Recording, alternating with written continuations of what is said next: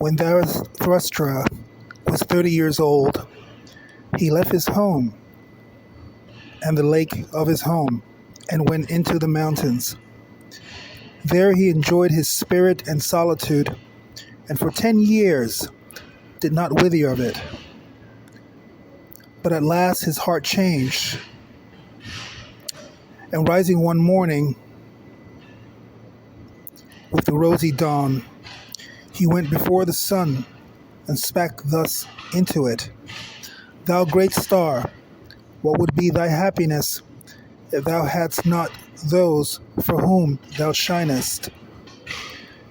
For 10 years hast thou climbed hither unto my cave. Thou wouldst have wearied of thy light and of the journey, had it not been for me, mine eagle, and my serpent.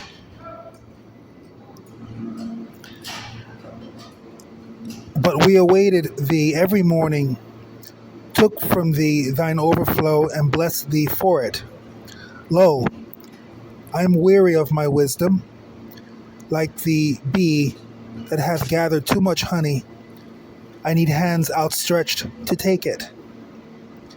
I would fain bestow and distribute, until the wise have once more become joyous in their folly, and the poor happy in their riches.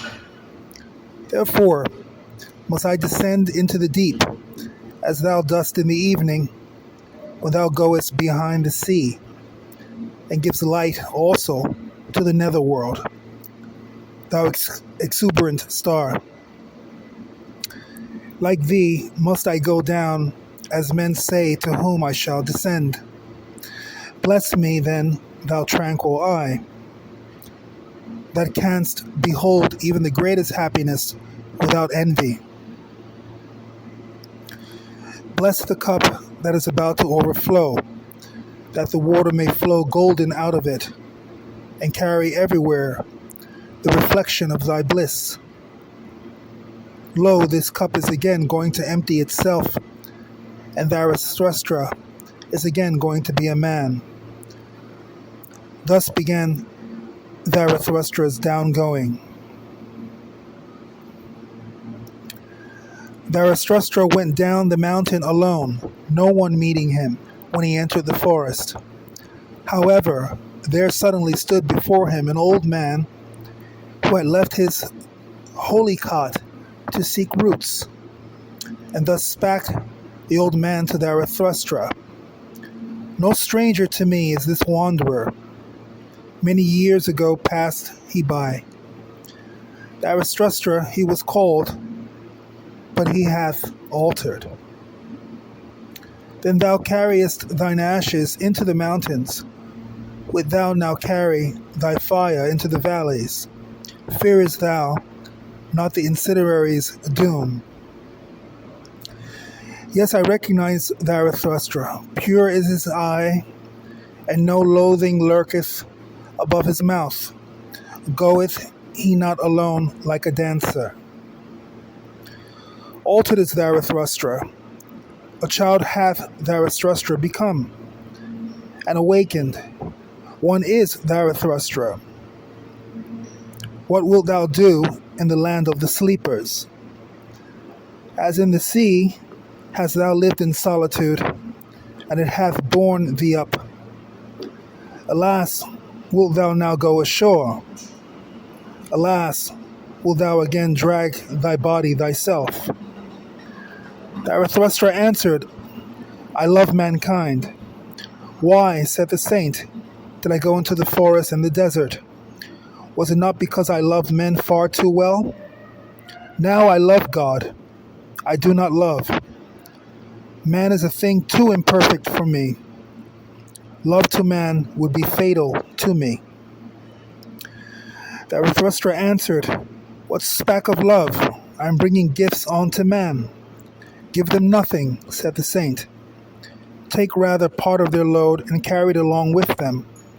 That will be most agreeable unto them, if only it be agreeable unto thee. If, however, thou wilt give unto them, give them no more than in alms, and let them also beg for it. No, replied Zarathustra, I give no aims. I'm not poor enough for that.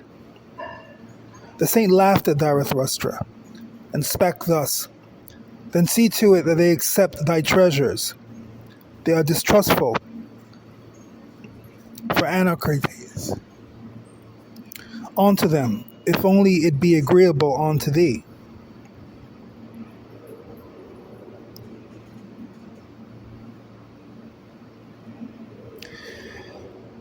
The saint laughed at Zarathustra and spake thus, Then see to it that they accept thy treasures. They are distrustful of anchorites, and do not believe that we come with gifts. The fall of our footsteps ringeth too hollow through their streets, and just as at night, when they are in bed and hear a man abroad long before sunrise, so they ask themselves concerning us, Where goeth the thief? Go not to men, but stay in the forest. Go rather to the animals. Why not be like me, a bear amongst bears, a bird amongst birds? And what doth the saint in the forest? Asked Zarathustra. The saint answered, I make hymns and sing them, and in making hymns I laugh and weep and mumble. Thus do I praise God. With singing, weeping, laughing, and mumbling do I praise the God who is my God. But what dost thou bring us as a gift? When Zarathustra has heard these words, he bowed to the saint and said, What should I have to give thee? Let me rather hurry hence, lest I take aught away from thee. And thus they parted from one another, the old man and Zarathustra, laughing like schoolboys. When Zarathustra was alone, however, he said to his heart, Could it be possible? The old saint in the forest has not yet heard of it, that God is dead. When Zarathustra arrived at the nearest town which joineth the forest, he found many people assembled in the marketplace, for it had been announced that a rope dancer would give a performance. And Zarathustra spake thus unto the people, I teach you the Superman. Man is something that is to be surpassed. What have ye done to surpass man? All beings hitherto have created something beyond themselves, and ye want to be the ebb of the great tide, and would rather go back to the beast than surpass man. What is the ape to man? A laughing stock? A thing of shame. And just the same shall man be to the Superman, a laughing stock, a thing of shame. Ye have made your way from the worm to the man, and much within you is still worm. Once were ye apes, and even yet man is more of an ape than any of the apes. Even the wisest among you is only a disharmony and hybrid of plant and phantom. But do I bid you become phantoms or plants? I teach you the Superman. The Superman is the meaning of the earth. Let your will say the Superman shall be the meaning of the earth. I conjure you, my brethren, remain true to the earth, and believe not those who speak unto you of super earthly hopes. Poisoners are they, whether they know it or not. Despisers of life are they, decaying ones and poisoned ones themselves, of whom the earth is weary. So away with them. One's blasphemy against God was the greatest blasphemy, but God died, and therewith also those blasphemers. To blaspheme the earth is now the dreadfulest sin, and to rate the heart of the unknowable higher than the meaning of the earth. Once the soul looked contemptuously on the body, and then that contempt was the supreme thing. The soul wished the body meager ghastly, and famished. Thus it thought to escape from the body and the earth. All that soul was itself meager, ghastly, and famished, and cruelty was the delight of that soul. But ye also, my brethren, tell me, what doth your body say about your soul? It is your soul, not poverty and pollution, and wretched self-complacency. Verily, a polluted stream is man. One must be a sea to receive a polluted stream without becoming impure. Lo, I teach you the Superman. He is that sea. In him can your great contempt be submerged. What is the greatest thing ye can experience? It is the hour of great contempt, the hour in which even your happiness becometh loathsome to you, and so also your reason and virtue. The hour when ye say, what good is my happiness? It is poverty and pollution and wretched self-complacency. But my happiness should justify existence itself. The hour when ye say, what good is my reason? Doth it long for knowledge, as the lion for his food? Is it poverty and pollution, and wretched self-complacency? The hour when ye say, what good is my virtue? And yet it hath not made me passionate. How weary I am of my good and my bad. It is all poverty and pollution and wretched self-complacency. The hour when ye say, what good is my justice? I do not see that I am fervor and fuel, then just however are fervor and fuel. The hour ye say, what good is my pity? It is not pity that cross on which he is nailed who loveth man, but my pity is not a crucifixion. Have ye ever spoken thus? Have ye ever cried thus? Ah, would I had heard you crying thus. It is not your sin, it is not your self-satisfaction that crieth unto heaven. Your very sparingness in sin crieth unto heaven. Where is the lightning to lick you with its tongue? Where is the frenzy with which ye should be inoculated? Lo, I teach you the Superman. He is that lightning, he is that frenzy. When Zarathustra has thus spoken, one of the people called out, we have now heard enough of the rope dancer. It is now for us to see him. And all the people laughed at Zarathustra, but the rope dancer, who thought the words applied to him, began his performance.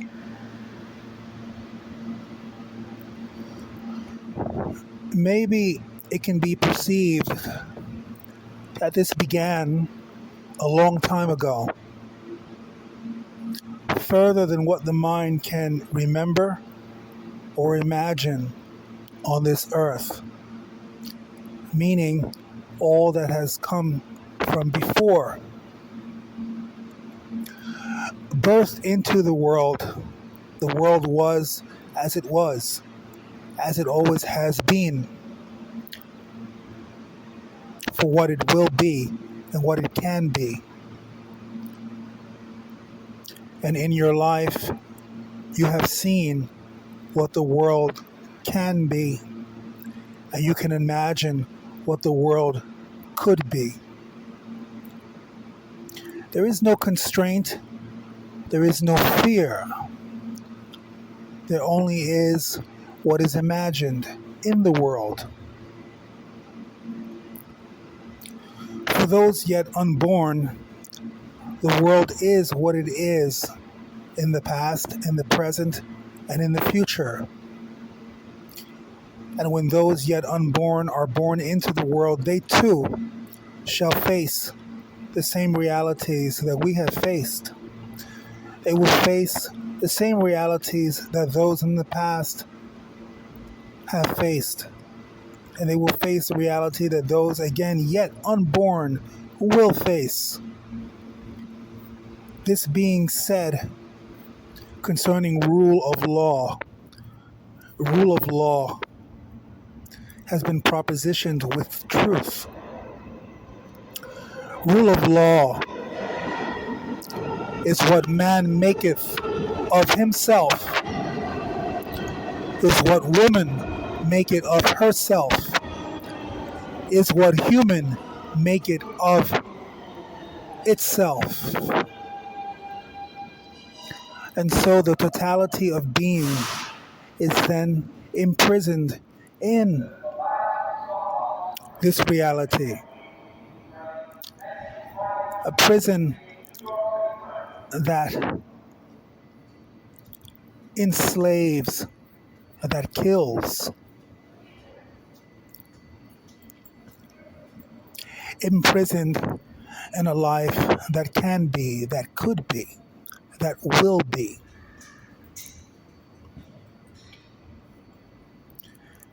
And this is what all humans think of throughout their lives until the day they die. And those yet unborn will then begin to think and live and be.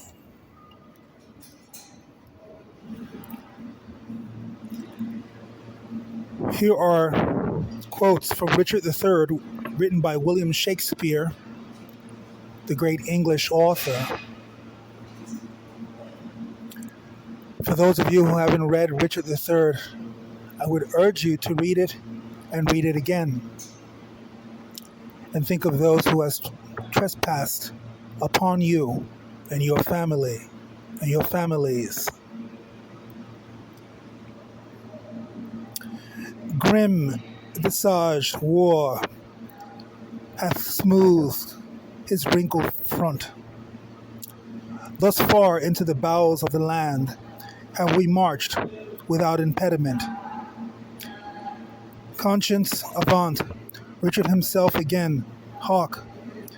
The shrill trumpet sounds to horse away. My soul's in arms and eager for the fray. Put in their hands thy bruising irons of wrath, that they may crush down the heavy fall, the usurping helmets of our adversaries. Fight, gentlemen of England, fight, bold yeomen. Draw archers, draw your arrows to the head. Spur your proud horses hard, and ride in blood. Amaze the welkin with your broken staves. And all the gods go with you upon your sword. Sit laurel victory and smooth success be strewed before your feet. From Antony and Cleopatra. All was lost, but that the heavens fought. Cymbeline. The bay trees in our country all are withered, and meteors fright the fixed star of heaven. The pale-faced moon looks bloody on the earth, and lean-looked prophets whisper fearful change.